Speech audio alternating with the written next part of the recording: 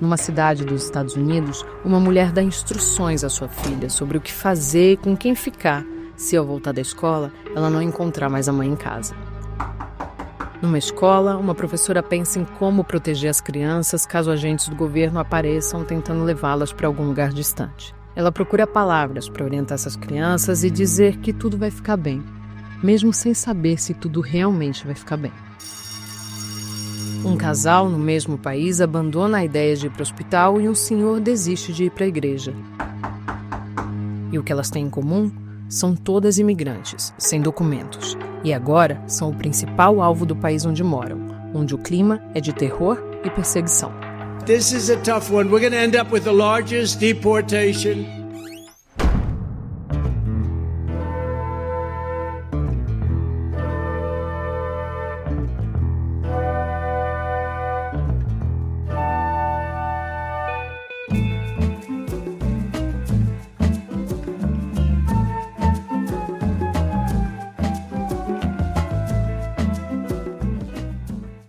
Olá, começa agora mais um Pauta Pública, trazendo conversas para ir além do óbvio nos temas mais importantes do nosso tempo. Eu sou Andréa Dipp e tô aqui com a minha parceira de pautas, Cláudia Jardim. Oi, Jardim. Oi, Dipp. Oi, gente. Essa cena de abertura que a gente incluiu nesse episódio já seria angustiante o suficiente se fosse uma cena de ficção, mas infelizmente ela representa um cenário real. O governo Trump começou a cumprir uma de suas principais promessas de campanha, a deportação em massa de imigrantes. Alice Dete passou 3 anos na Flórida com uma mulher e 2 filhos, um deles com autismo. Esta semana, a família foi detida durante um atendimento a uma das crianças. Durante a campanha presidencial, Trump centralizou seus ataques nos imigrantes indocumentados, fazendo alusão a uma suposta invasão que os Estados Unidos estariam sofrendo, como se estivessem numa guerra. Entre as inúmeras declarações, Trump disse, sem apresentar prova nenhuma, que pelo menos 15 mil imigrantes condenados por estupros e violência sexual tinham sido enviados por seus países de origem aos Estados Unidos durante a administração Biden. Agora, como presidente em seu segundo mandato, Trump está determinado a capitalizar a seu favor essas cenas de detenção e deportação de imigrantes. Imagens de pessoas algemadas e acorrentadas dão popularidade ao novo presidente dos Estados Unidos. No último sábado, dia 25, o Brasil recebeu o primeiro avião com brasileiros deportados do governo Trump. Os brasileiros reportaram agressões e humilhações, além do uso de algemas e correntes, o que causou uma reação do Itamaraty que chamou o tratamento dado aos imigrantes de degradante. Pessoas desmaiaram, pedi para sair, ele me enforcou. Puxou minha algema, não tinha como ficar porque eu estava algemado assim, no pé e na barriga. Não tinha como fazer nada. O braço de segurança ficou sangrando, que puxava minha corrente, puxando, me apertando. De fato, os relatos impressionaram muitas pessoas e não foi só o Brasil que recebeu deportados que reclamaram de condições desumanas durante todo o processo. O presidente da Colômbia, Gustavo Petro, recusou receber deportados justamente por conta dessas denúncias. E como resposta, o Trump anunciou taxar em 25% todos os produtos colombianos que entrassem no país. Petro não se intimidou e disse que aplicaria a mesma taxa para produtos dos Estados Unidos na Colômbia, mas na queda de braços prevaleceu o mais forte.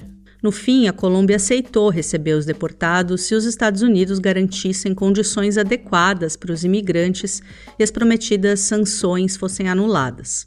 Essa história toda está só no começo, mas o fato é que imigrantes têm sido alvos prioritários dos discursos de extrema-direita em muitos países, e não é só a administração Trump que deporta imigrantes. De acordo com dados da Imigração e Alfândega dos Estados Unidos, ICE, mais brasileiros foram deportados dos Estados Unidos durante o governo de Joe Biden do que no primeiro mandato de Donald Trump. Mas o que a gente vê até agora é que nesse segundo mandato, Trump decidiu dobrar a aposta e incorporou o discurso da extrema-direita global, que vê o imigrante como um inimigo a ser combatido.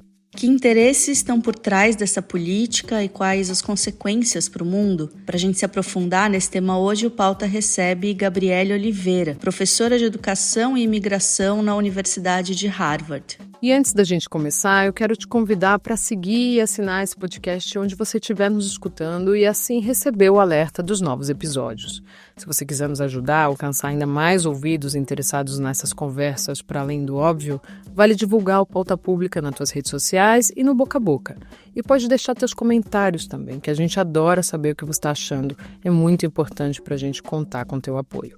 Agora sim, vamos para a pauta de hoje. Gabriela, é um prazer enorme te receber aqui no Pauta Pública. Muito obrigada pelo convite. Para começar nossa conversa, Gabriela, a pauta da imigração tem sido central, para a extrema-direita do mundo todo e tem, inclusive, puxado a régua política de alguns países mais à direita. Por que essa pauta tem sido tão cara e tão brutal nesse momento da nossa história e de que maneira o Trump está se encaixando nesse fenômeno global? Sim, com certeza. Uma das coisas que a gente observa é que imigração, pessoas imigrarem, irem de um lugar para o outro, mesmo que seja interno, o que a gente chama da imigração interna ou a imigração externa, que você vai de uma nação para outra nação, onde você cruza fronteiras, isso acontece faz milênios. É assim que o ser humano sobrevive. O ser humano sobrevive porque ele sai de um lugar onde existe alto risco, onde não existe possibilidade de você viver com dignidade ou de maneira com segurança, com perspectiva, e ele vai para outros lugares, famílias, crianças, isso sempre aconteceu. O que a gente está vendo agora é por conta de que a migração ela é muito mais rápida hoje do que ela era antes, Se a gente pensar, antes dependiam de navios ou caminhadas muito longas, ou outras maneiras, que essas imigrações maiores aconteciam, o que a gente está vendo é que hoje em dia existem mais caminhos e são caminhos mais rápidos das pessoas tentarem chegar em outros lugares. Até o que a gente vê é que, na verdade, até a maioria da imigração que a gente vê no mundo, ela é o que a gente considera sul-sul, que seria, por exemplo, Venezuela-Brasil, ou exemplo de imigração entre países da África, ou imigração entre a Argentina e o Chile, por exemplo. Então, assim, que não necessariamente é só o que a gente chama dessa imigração sul-norte. Então, por que eu estou falando isso? Porque o que a gente vê muito é que, como a gente passou, especialmente com o Covid, recessões econômicas no mundo todo nessas últimas décadas, uma maneira que é muito fácil de culpar é pela exclusão, Essa culpa de falar, tem um motivo de que a gente não está indo bem como nação. Os Estados Unidos podem falar isso, ou o Brasil, em algum momento, pode falar isso, a Alemanha pode falar isso, a Itália pode falar isso, e é por conta dessas pessoas que estão chegando. Então, colocar a culpa no outro é algo que funciona muito bem porque vai no medo das pessoas. As pessoas têm muito medo de perder o que tem, perder o próprio trabalho, perder a casa, perder tudo isso. Então, o discurso contra a imigração, ele vem muito forte com esse nacionalismo de tipo, isso é pra gente, isso é nosso, é da nossa nação, isso não pertence a outras pessoas. E isso vai direto no medo, que as pessoas têm. Então, antes mesmo da posse do novo governo, já tinha essa tensa expectativa sobre as ameaças de deportação dos imigrantes sem documentos, E Trump cumpriu com essa promessa de uma maneira muito violenta. Mas quando a gente observa os dados, desde 2001, o governo Obama foi o que mais deportou imigrantes. Foram mais de 400 mil no segundo mandato. Só que sem tanto alarde, Gabriele? Aí a gente sabe que o Trump tem interesse em fazer esse barulho para fortalecer sua política internamente. Então, o que a gente pode esperar? Estamos falando de 11 milhões de pessoas sem documentos nos Estados Unidos. Ele vai deportar todo mundo ou o que a gente está vendo é só uma ofensiva midiática com prazo de vencimento? Esse é um ótimo ponto e eu concordo muito com essa ideia de que durante o governo do Obama a gente viu o maior alarde, e eu já vivi aqui nos Estados Unidos na época de 2012, teve muito a ver com jovens, menores de idade, imigrando para os Estados Unidos indocumentados. Então, teve um alarde muito forte nisso, de crianças, que é o que eles chamam aqui, desacompanhadas.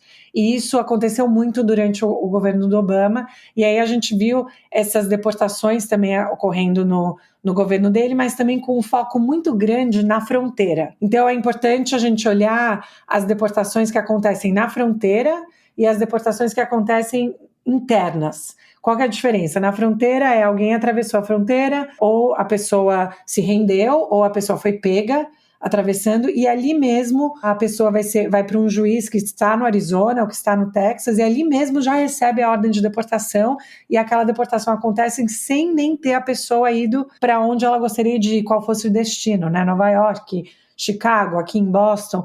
Então tem esse tipo de deportação. A outra é essa que a polícia, né, que é o Immigration and Customs Enforcement, que a sigla é ICE, né, que é essa polícia federal imigratória aqui nos Estados Unidos, que vai nas casas, que bate nas portas, que vai em locais de trabalho, que faz essas grandes apreensões.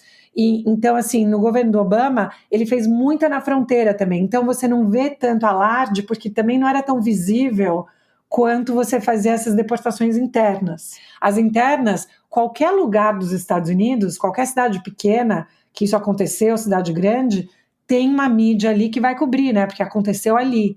E como você colocou, é muito importante a gente entender que isso é uma estratégia, essa inundação de imagens, ela é uma estratégia de defesa. Né, essa estratégia de defesa americana, que é uma estratégia de guerra. É basicamente você distribuir esse pânico na população, mesmo que os números não aumentem, mesmo que eles continuem, a gente já viu que até aumentou, porque durante o governo Biden, por exemplo, eles chegavam a prender 300, 400 pessoas por dia. A gente já viu que aí no governo do Trump eles já conseguiram chegar a 1.000 pessoas, né, 1.500 pessoas. Então eles estão realmente colocando toda a força nisso.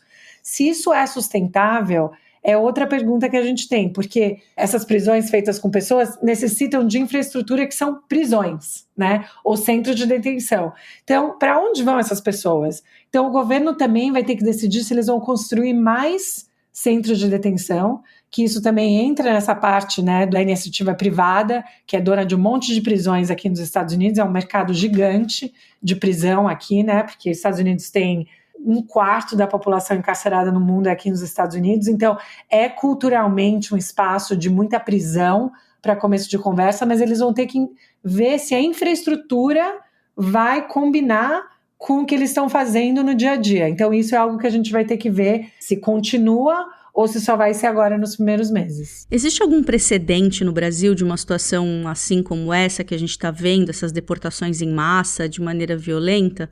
E como você avalia a postura do governo brasileiro?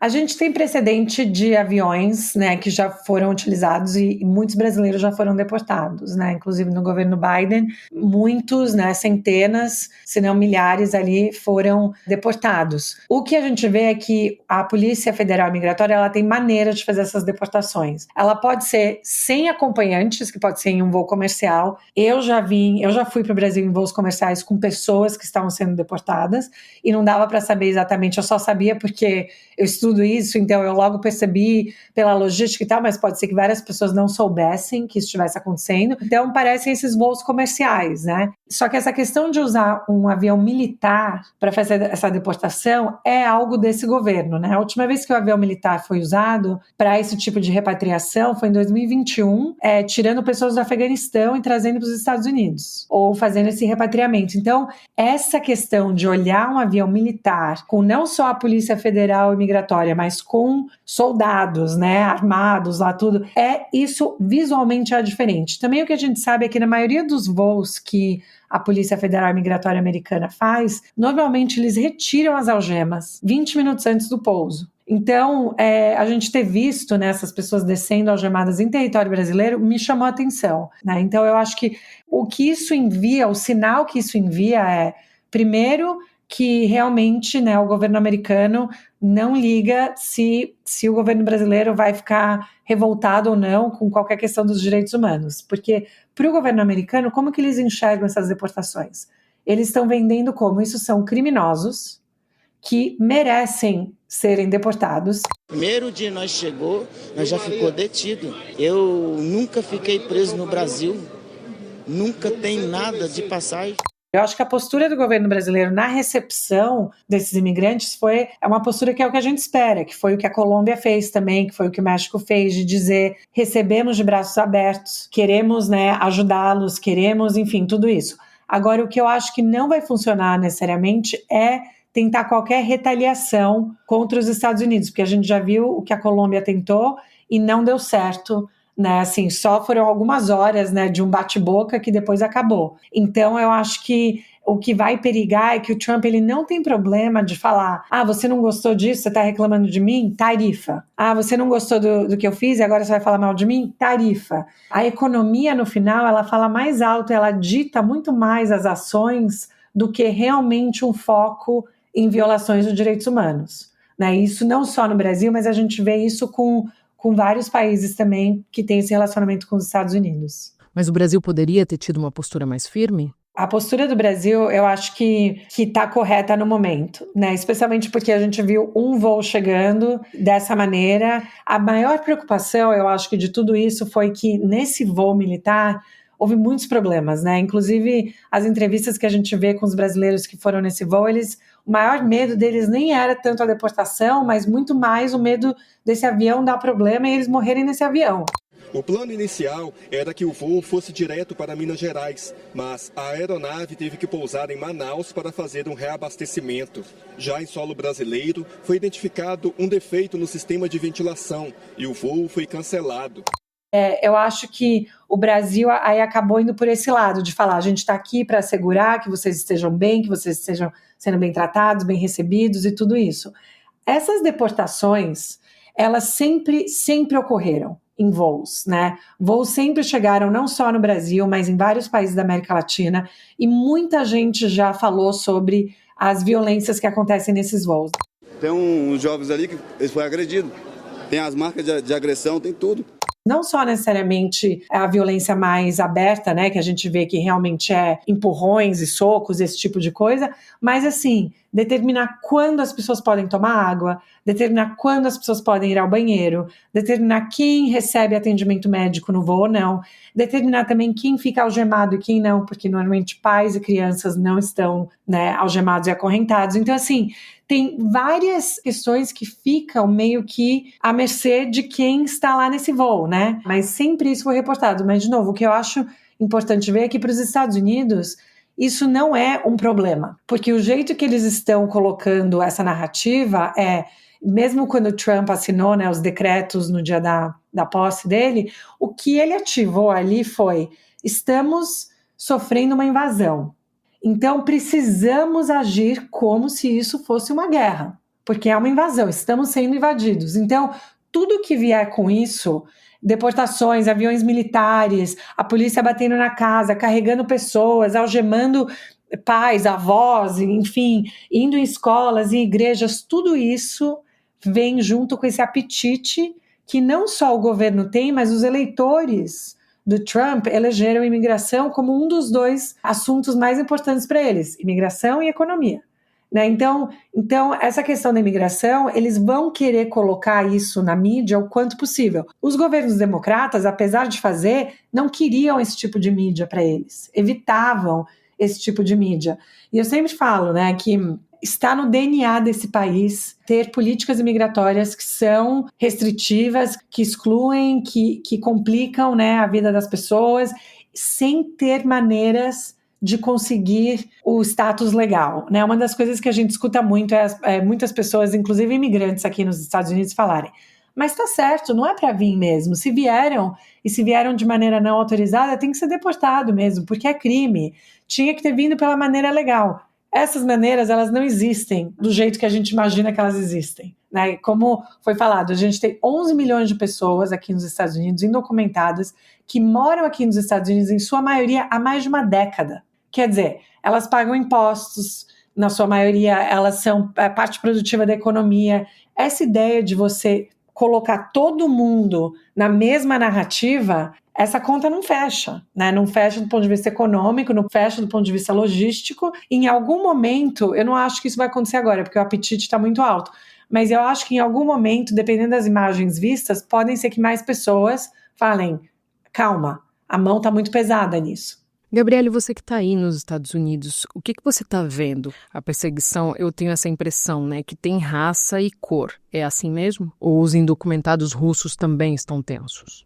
Não estão tensos como os latinos, mas desde a semana passada eu recebi mais de 20 mensagens de famílias ou pessoas que já participaram das minhas pesquisas dizendo que estão com medo de trabalhar, estão com medo de mandar os filhos para a escola, estão com medo de acessar o hospital, estão com medo de denunciar crimes, até, no caso, né, incluindo violência doméstica. Então, isso sim está acontecendo. E as escolas estão muito preocupadas. As escolas, inclusive, alguns distritos escolares aqui em Massachusetts já mandaram e-mails para os pais, falando, olha, se a polícia aparecer aqui, a gente vai proteger as crianças e tudo isso. E a gente já viu em Chicago isso acontecendo. E o que Chicago fez foi ligar para essa agência, que é a Agência de Proteção à Criança, e essa daí disse, então não pode, você não pode entrar. Mas se a Polícia Federal Migratória tiver um mandato assinado por um juiz, independente do estado que a gente tiver, eles têm essa jurisdição, né? Eles podem entrar, eles podem revistar, eles podem fazer muito disso. Então, essa carta verde que foi dada, né, que o Trump deu no decreto dele, isso mudou muito, assim, como as pessoas estão se sentindo e como isso começa uma patrulha, né, porque começa assim, será que você então eu não quero estar perto de você, então eu não vou te ajudar, eu não vou te dar uma carona no meu carro, porque se a gente for parado e pedirem os documentos, né? Então, assim, começa esse efeito dominó na sociedade inteira e uma das coisas que eu pesquiso muito é o impacto que isso tem nas crianças, né? E as crianças são muito cientes de tudo que isso está acontecendo. E é como se você vivesse nessa ansiedade de voltar para casa e não saber se seu pai e sua mãe vão estar lá. E também pais e mães, às vezes, têm que começar a ter uma conversa com os filhos falando, olha, talvez vocês não saibam disso, mas a gente está aqui sem documentos. E se alguma coisa acontecer, esse é o plano. Você vai ficar com esse tio, ou pode ser que você seja deportado comigo, ou que isso aconteça. Então, assim, tudo isso vira parte, né, do mundo de muitas crianças. Muitas já sabiam e outras vão sendo informadas agora disso que está acontecendo. E isso corrói a sociedade, né? E como a gente viu, assim, mesmo na fronteira, as pessoas que chegam na fronteira, a gente tem muito relato de que dependendo da cor da sua pele, dependendo da nação que você vem, o seu tratamento pode ser diferente, né? Então, assim, visualmente, quando o americano aqui vê um avião militar com filas de guatemaltecos, salvadorenhos, brasileiros, né, mexicanos entrando, isso bate direto com a figura do imigrante indocumentado. Então, isso dá essa resposta para o eleitorado, tipo, estamos fazendo o que prometemos. Agora, se você começar a encher o avião de pessoas vindo da Ucrânia, que a maioria dos americanos ainda apoiam, né, a Ucrânia nisso, pode mudar a percepção. E o governo do Trump, ele não quer mexer com essa percepção. É um risco muito alto. Então, a percepção ela tem que ficar casadinha com o que foi vendido como a ameaça. Quem é a ameaça? E os Estados Unidos suspenderam a ajuda, né, para a Acnur, a agência da ONU que auxilia refugiados e imigrantes e que contribui com a Operação Acolhida em Manaus. Diante disso e do fechamento das fronteiras dos Estados Unidos, a gente pode pensar que o número de imigrantes no Brasil vai aumentar? O número de imigrantes no Brasil, com certeza vai aumentar. A gente já está vendo, um dos projetos de pesquisa que eu faço é em Roraima, olhando a imigração venezuelana no norte do Brasil, e a gente já viu um novo pico. Um ano atrás, a gente está vendo um novo pico também vindo agora. Então, a gente com certeza vai ver mais imigrações, mais pessoas vindo, especialmente da Venezuela, para o Brasil. Por quê? Porque volta naquela questão de sobrevivência, né? Se existe uma possibilidade de uma vida melhor, nada vai parar as pessoas. Da mesma maneira que muita gente vai continuar tentando chegar até a fronteira e ficando no México, né? Que foi uma política que foi feita durante o governo do Trump, no primeiro mandato, que acabou sendo conhecida como ficar no México, né? Chamavam protocolos de proteção imigratória, e basicamente era um acordo dos Estados Unidos falando para o México, deixa os imigrantes no México esperando a hora que a gente chamá-los para audiência na corte, que também vai contra o que os Estados Unidos sempre fez, que era o direito ao processo, o direito a você ser escutado, né, ao direito isso acontecer. Mas o que a gente vai ver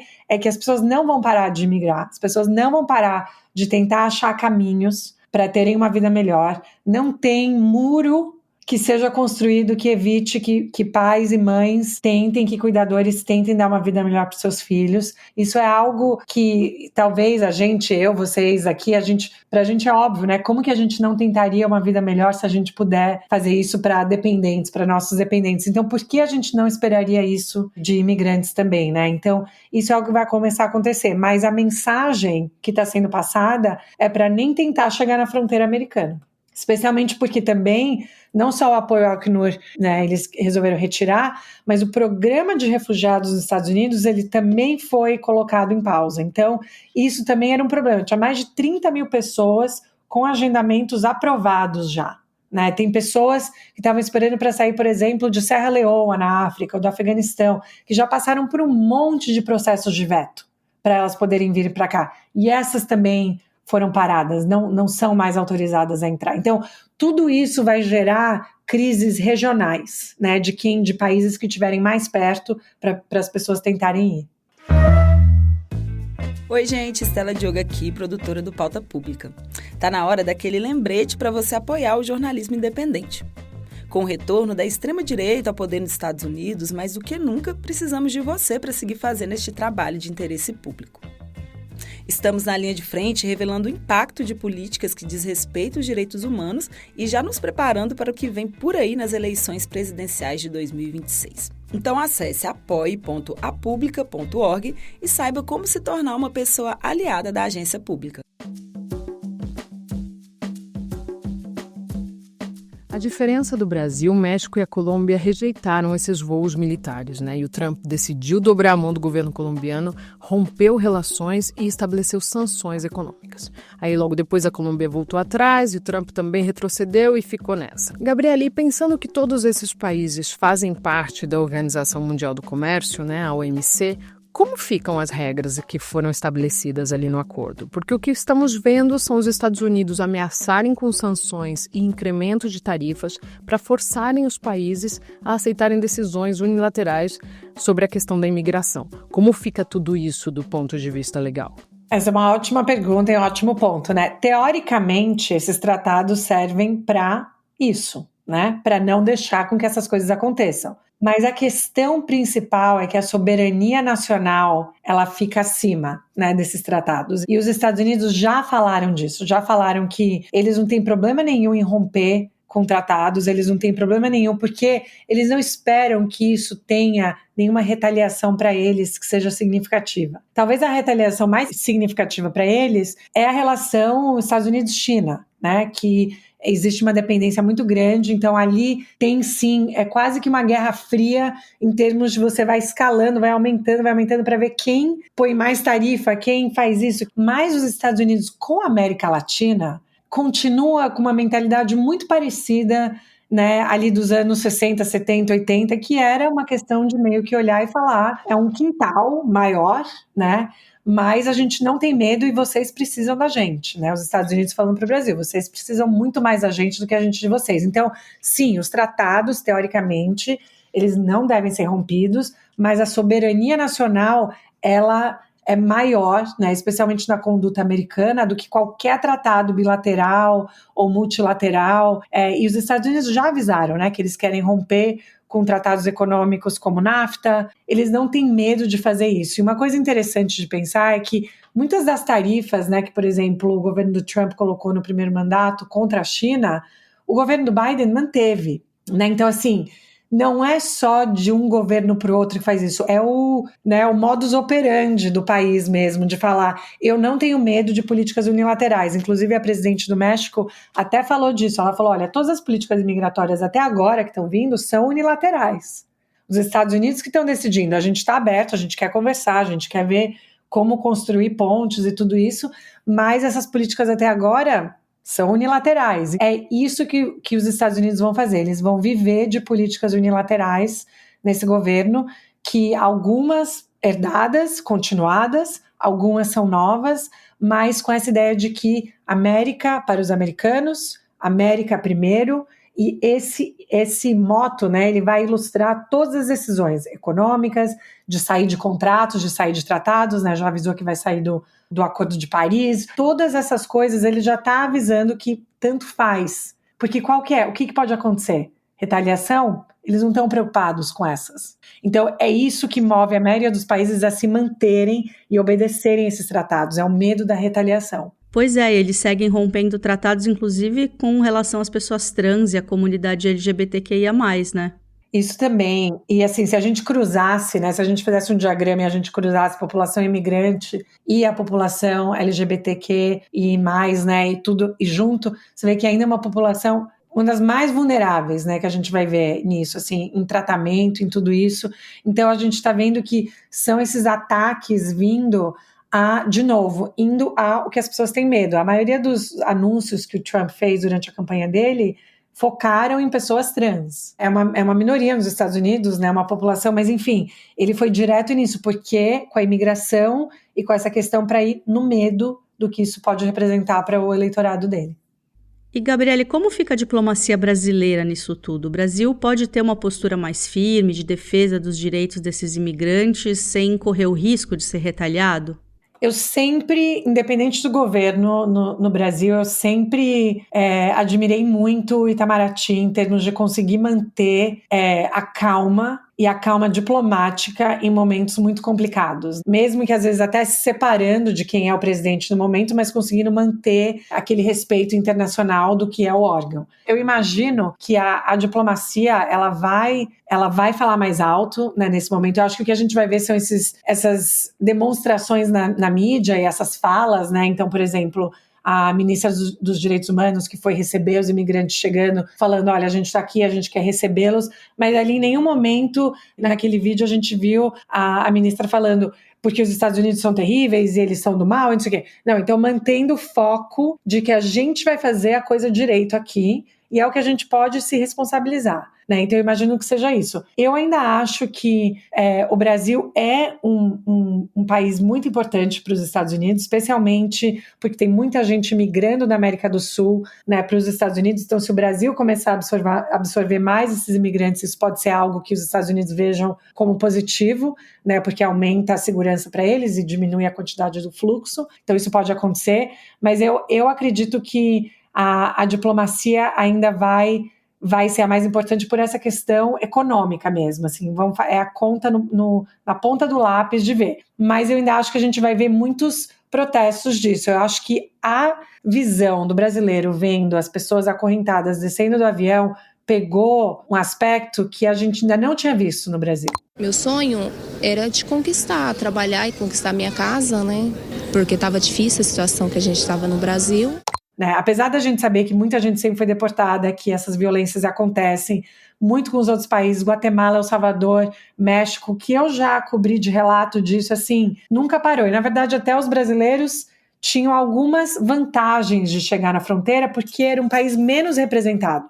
Então, às vezes, né, o brasileiro poderia até ter uma vantagem de entrar nos Estados Unidos versus o mexicano, ou salvadorenho, guatemalteco, porque tinha muito mais dessas nacionalidades. Então, eu acho que bateu diferente, assim, o que a gente assistiu. Então, eu acho que mais pessoas, até as pessoas que estão aí no Brasil falando, deporta mesmo, tá certo, que tem gente apoiando isso, eu acho que isso até pode reverter um pouco o que eles imaginam, porque ninguém daquelas pessoas, naquele avião, cometeu nenhum crime de assassinato, de nada disso, porque as pessoas deportadas daquela maneira vêm em outro tipo de voo e a maioria já estão presas. Então, assim, você também começar a entender qual é o perfil do deportado, e isso pode sim aumentar a empatia e o entendimento das pessoas, né, no Brasil, e isso gerar um protesto maior da sociedade civil, mesmo no país. A Comunidade de Estados Latino-Americanos e Caribenhos, a CELAC, convocou uma reunião de emergência essa semana para tratar dessa crise migratória. Você acha que a região tem condições de criar uma iniciativa conjunta para enfrentar essa ofensiva dos Estados Unidos? Sim, eu acho que uma das coisas que é muito complicada é que se você perguntar para a maioria dos imigrantes que estão se deslocando na América do Sul e na América Central e no Caribe também, para onde eles querem ir, a maioria das pessoas vai falar que é para os Estados Unidos, né? Então, existe essa questão de articulação que é muito importante, mas existe também a agência das pessoas, né? O que elas querem fazer e aonde elas enxergam o progresso. Então, um país como o Brasil, por exemplo, ou tem outros exemplos na América Latina, se a gente não conseguir agilizar a legalização dessas pessoas que vêm, a gente não conseguir fazer com que elas possam trabalhar, ter casas e viver uma vida produtiva, elas vão continuar procurando outros lugares. Inclusive, a gente viu uma imigração muito forte nos Estados Unidos, uns anos atrás, de haitianos que vieram para os Estados Unidos, mas que o último país que eles moraram foi o Chile, e foram deportados para o Haiti. Né? Então, eles não viveram no Haiti por muito, muito tempo. O último país, eles tinham até filhos que nasceram no Chile, por exemplo, mas tentaram ir para os Estados Unidos, porque falaram que no Chile eles não conseguiam legalização, e aí foram deportados para o Haiti. Então imagina a confusão que isso é para essas pessoas, né? Crianças que nasceram e cresceram num país, falam espanhol, mas foram deportadas para um país que foi o país de origem dos pais delas, que saíram de lá até uma década antes.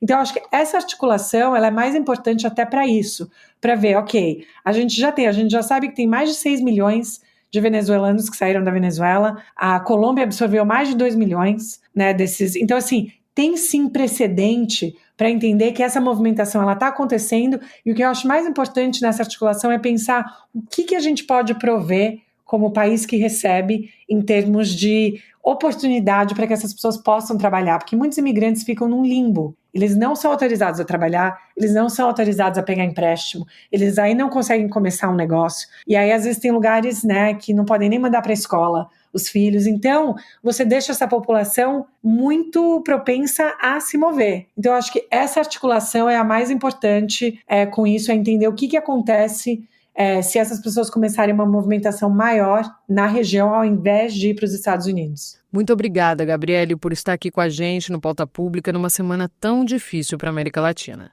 Obrigada a você, gente. Este podcast é uma parceria da Agência Pública com a Rádio Guarda-Chuva. Jornalismo para quem gosta de ouvir.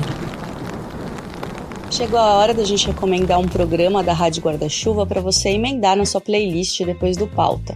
Se você quiser continuar no clima e ouvir boas conversas e histórias impactantes, conheça os outros programas que fazem parte da rede de podcasts da Rádio Guarda-Chuva. Na Rádio Escafandro você tem mergulhos narrativos sobre temas que importam nos nossos tempos. No Ciência Suja, histórias de fraudes científicas e como a própria ciência atuou para resolver esses casos. O Vida de Jornalista traz histórias de profissionais e reportagens que marcaram a nossa história, sempre em episódios muito bem produzidos, além de vários outros programas para todos os ouvidos. Procure no site da Rádio Guarda-Chuva, que algo com certeza vai te interessar.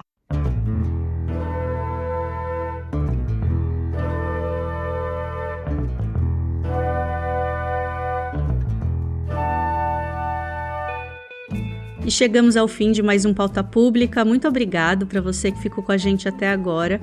O Pauta é apresentado por mim, Andréa Dipp, e pela Cláudia Jardim. Nós duas também cuidamos da pauta e da entrevista do programa.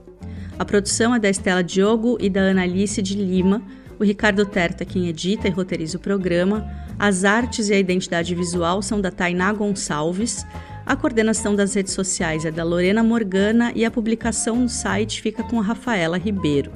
A trilha sonora original que você escuta aqui é do Pedro Vituri. A coordenação da produção e edição de conteúdos do podcast da Pública é da Cláudia Jardim. O Pauta Pública é uma produção original da Agência Pública de Jornalismo Investigativo. Até sexta que vem, gente. Um abraço. Nesse episódio, usamos áudios de BBC News, G1, CNN Brasil e Band News.